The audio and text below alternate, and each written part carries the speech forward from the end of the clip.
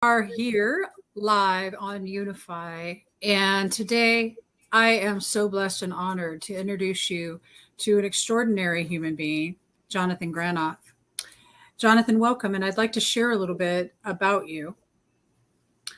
Mr. Granoff is an attorney, author, and international advocate, emphasizing the legal and ethical dimensions of human development and security, with specific focus on advancing the role of law to address international security and threats posed by nuclear weapons. He serves on numerous governing and advisory boards, including Lawyers Committee on Nuclear Policy, Fortune Forum, Jane Goodall Institute, and the NGO Committee on Disarmament, Peace, and Security. Wow. And that's, let me tell you, you want to go to LinkedIn and read all of it, because that doesn't do you justice. You just, in the short time we have shared, I am enamored with your beautiful knowledge, and I'm excited for what you're going to bring forward right now. We'll start with your mission and what's behind it, and then we'll go into why is this initiative important? The initiative you're talking about is the day of prayer, focusing on ending the threat of nuclear annihilation. Yes? Yes. I apologize. I'm going to be cutting that out.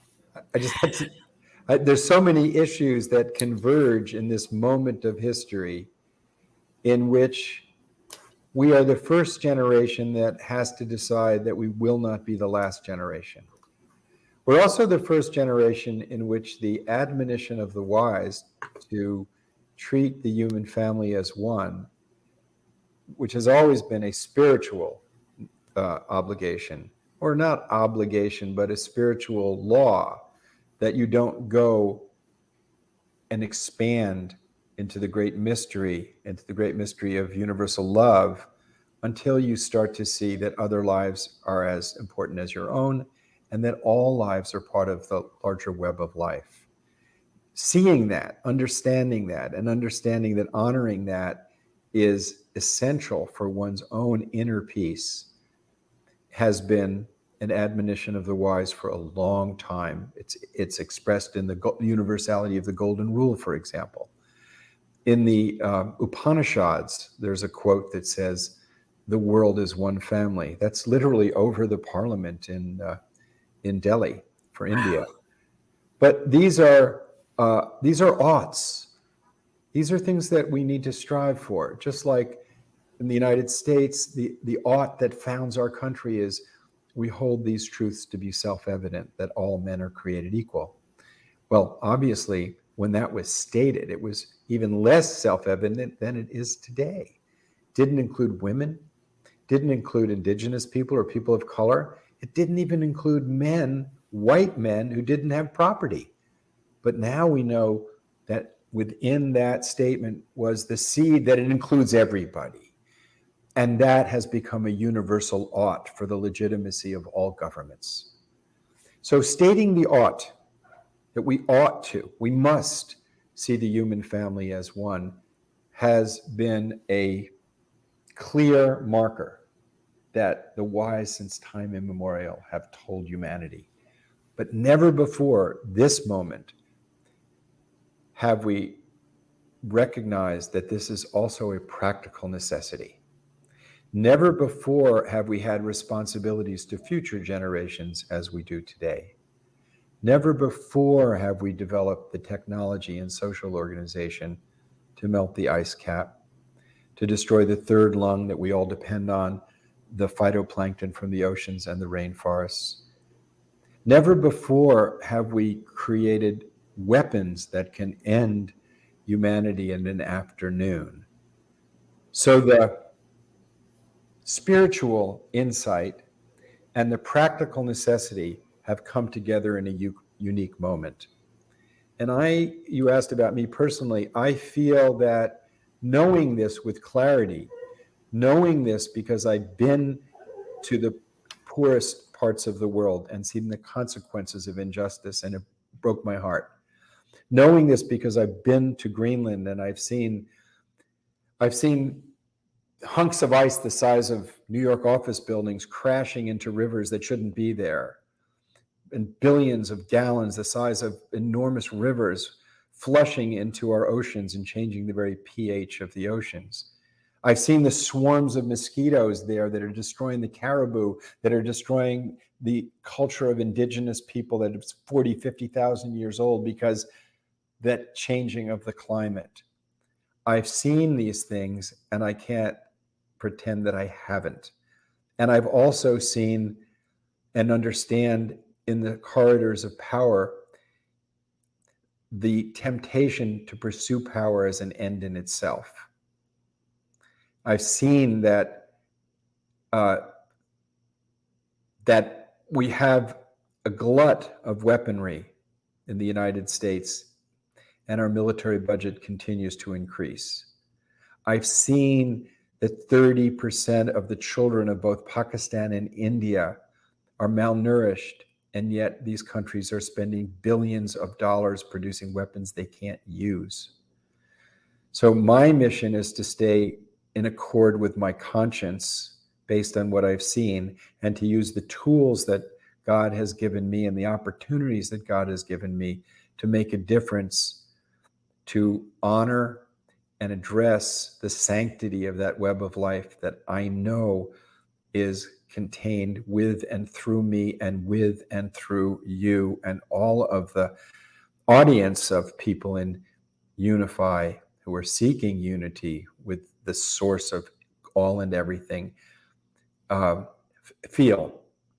So my sort of, you asked my mission is my mission is to be true to conscience. And if I can do that, that'll be enough. The sacred yes. Yes. The sacred yes is awesome. This is such a gratitude moment if everybody watching can just sit with it and feel into that heart connected space. This is important for all the reasons that Jonathan has already went over with us. We're seeing things right now that just obviously need to be corrected. And the way through that is unity through prayer and raising the vibration. So I would love to know, what can you offer to those listening as to what they can do within their own community, in their own home? Well, I think this show is about the prayer. Prayer is important because prayer helps set the direction that we're going to go. But to quote the Dalai Lama, what he said in Hiroshima, one of the hats that I wear is I'm the senior advisor to the World Summits of Nobel Peace Laureates. So we were there together, and the evening before his speech, I gave a speech and a panel with him and Mikhail Gorbachev and Willem de Klerk, in which I talked about apologizing for the ignorance of the dropping of the bomb on Hiroshima and Nagasaki and the suffering that it caused. The next day, the Dalai Lama gave a speech at the memorial in which he said, prayer and meditation are absolutely essential for all of us, for our humanity.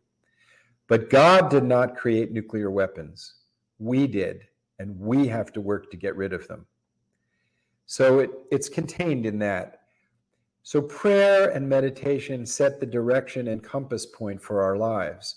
It's what opens us up to harmony with the source of our own heartbeat, the source of our own breath, the source of consciousness itself, which is a mystery, unfathomably mysterious because it has no form. The thing that sees in your eyes, you can't see. The thing that touches in your hand, you can't touch. The thing that knows in your heart, you can't know as an object. But to come into harmony with it, prayer and meditation is needed. And part of the process of authentic prayer is that connectivity through compassion with other lives. And if you have any sense of compassion, the idea that we would spend trillions of dollars to develop weapons that can cause immeasurable suffering has to offend you. You have to say, this is not right. Because if this is right, if this is acceptable, then what isn't acceptable?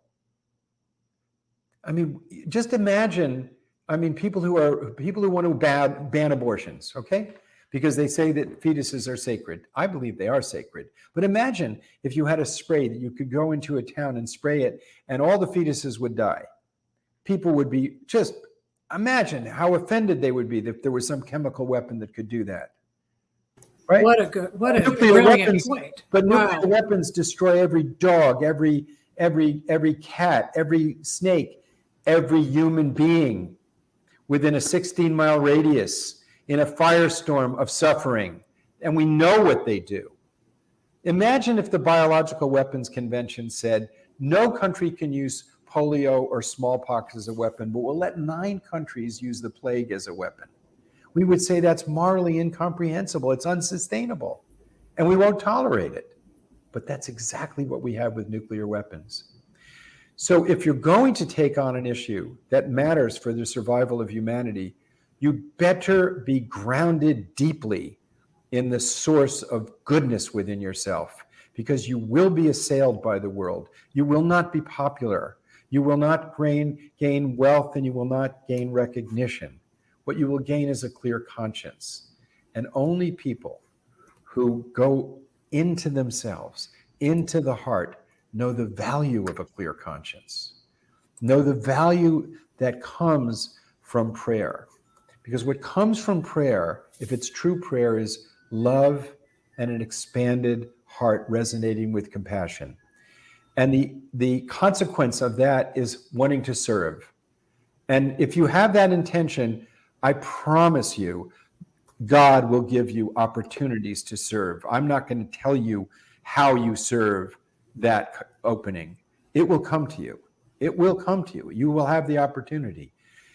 And the consequence of bringing that compassion into action is a deep inner peace, a deep clarity of conscience.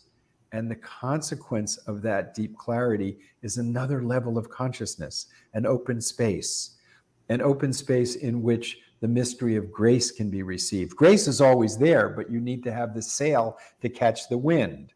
It's like wind on the ocean. It's there, but the ship's not going to move lest the sail's open. So what opens the sail of the heart is bringing into action.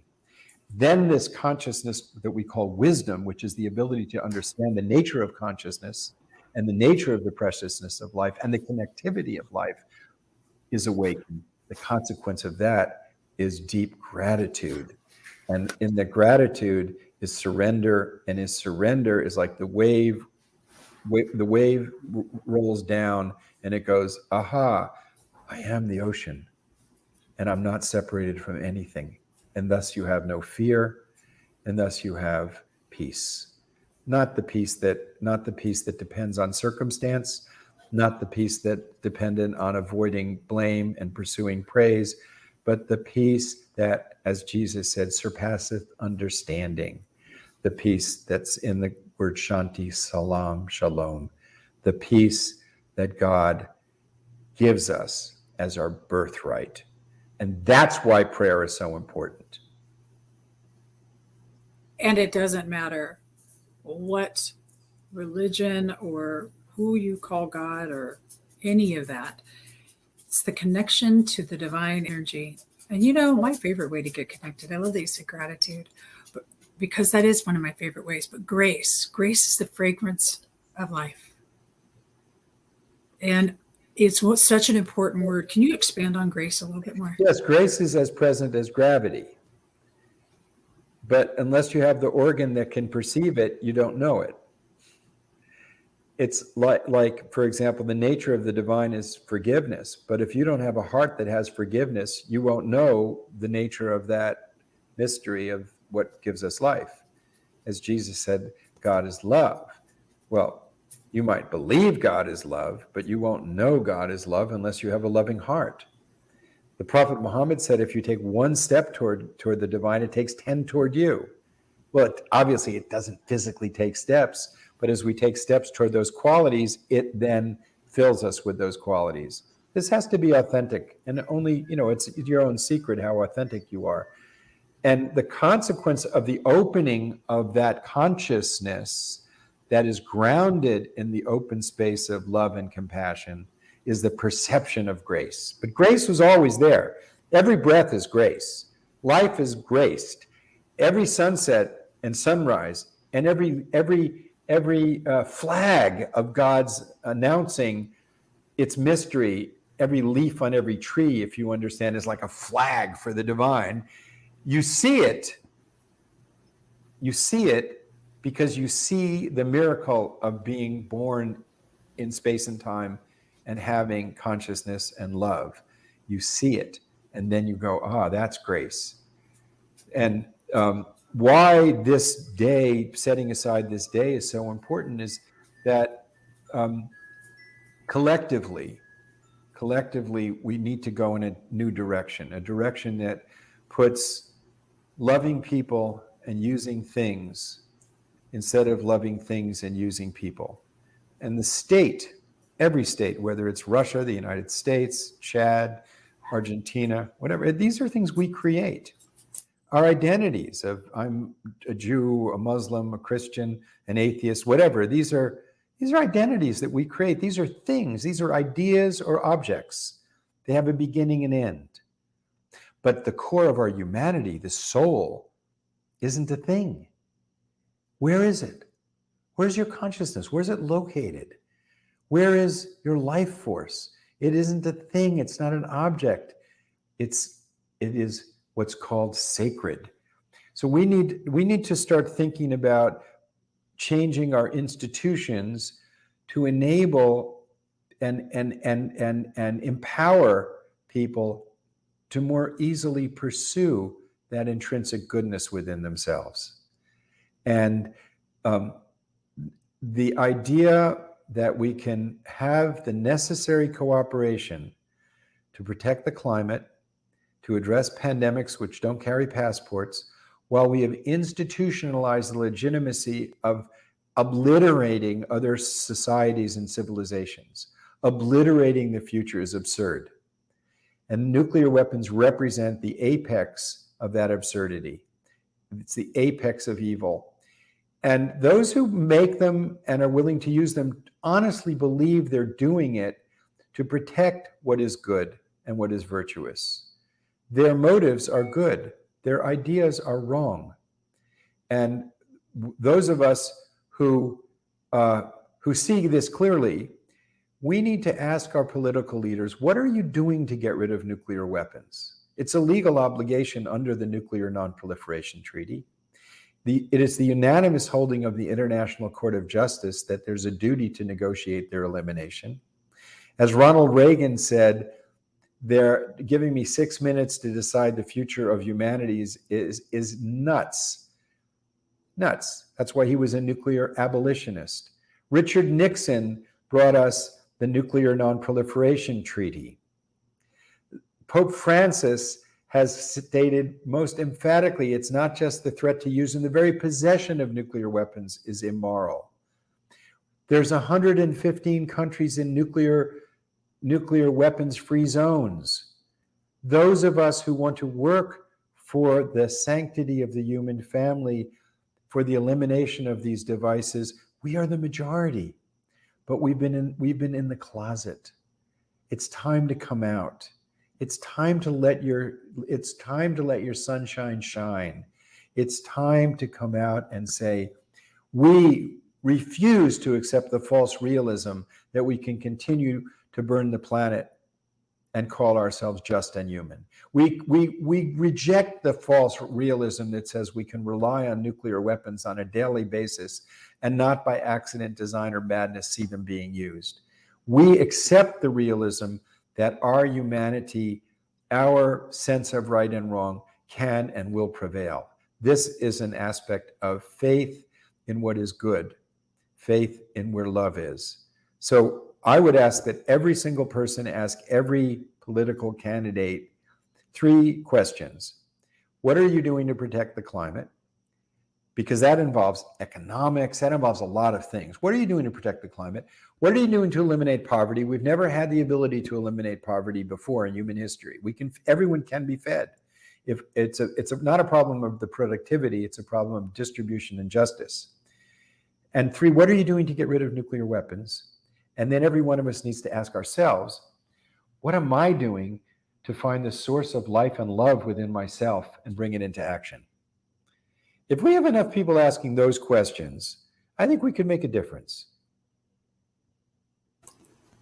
And I think that I know you're right. And this has just been the most extraordinary 20 minutes of my life. I've been doing this for almost 6 years, and you are literally I think you're my favorite guest ever. So I thank you, Unify, and I thank you.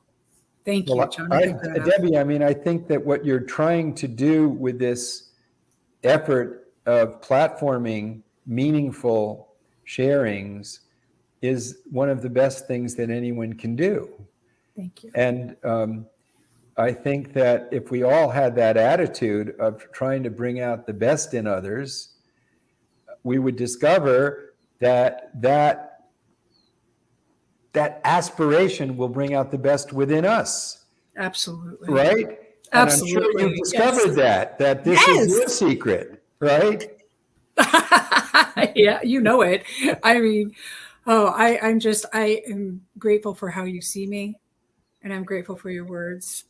I'm really grateful for the enlightenment that you brought tonight with this conversation, because quite frankly, I have just learned so much, and wow, do I ever appreciate you. Thank you. Well, thank you for the opportunity. May God's grace and goodness fulfill the seed of grace and goodness that he's placed in those of us who are listening, because that seed, that longing is not given to everybody. The great Sufi master Rumi said, the evidence of prayers being answered is the increased longing to know reality. And my teacher, Baba Muhyiddin, a great Sufi master, said, separate from yourself that which separates you from others. On one level, of course, it's anger, falsehood, jealousy. And what brings us together is love, compassion, justice, and mercy. And those same qualities bring us together with each other and what's most precious within ourselves. And they actually bring peace amongst nations. They actually work. And when they're violated, as say they were after World War I, where reparations were piled upon the Germans and we received the whirlwind of Nazism, they worked in the Marshall Plan where our enemies were funded. Imagine, the United States funded Germany and Japan to recover. And what did we get in return? Trading partners and robust democracies. So even in the affairs of amongst nations, these principles work. They're not secret, but they've got to be brought to life with us. We are the people we've been waiting for. I hope everybody that's watching is clapping with me right now. That was incredible. And I want everyone to know, if you look up into the comments and to the description, you will find all the links to wonderful organizations that are part of the anti-nuclear prayer, which starts on August 5th and August 6th. And it will be live from Hiroshima. It will be live from New York, live from the UN. It's going to be a super, super incredible 2 days. So we'll see you there. And I'm watching for you. So know that.